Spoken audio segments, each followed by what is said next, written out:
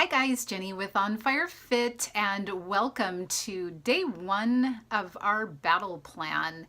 And I am going to give you a quick snippet of what I have put in the download that you can use.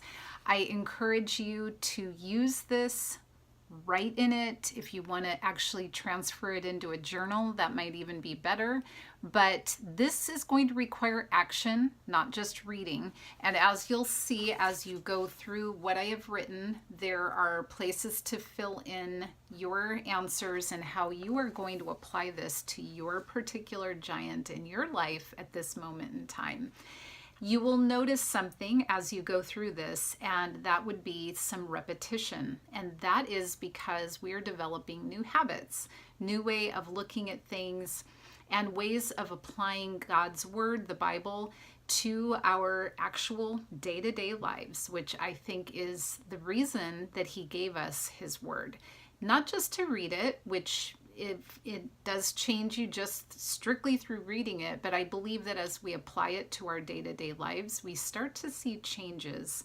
We start to see a new direction in our lives. We start to see giants fall, and that is what we are here for.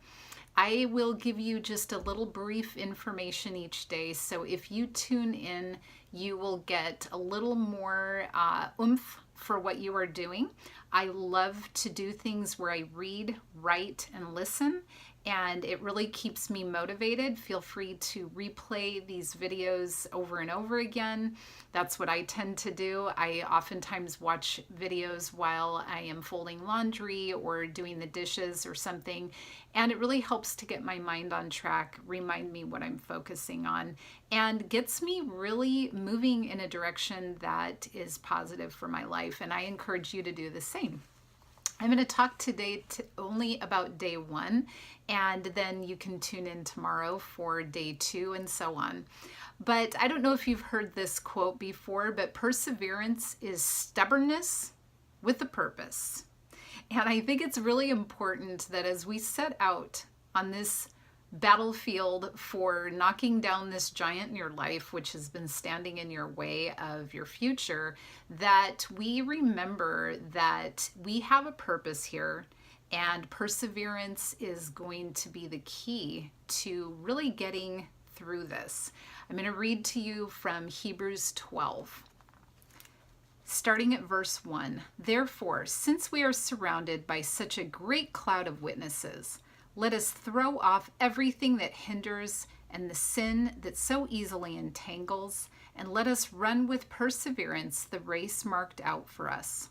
Let us fix our eyes on Jesus, the author and perfecter of our faith, who for the joy set before him endured the cross, scorning its shame, and sat down at the right hand of God, of the throne of God. Consider him who endured such opposition from sinful men, so that you will not grow weary and lose heart."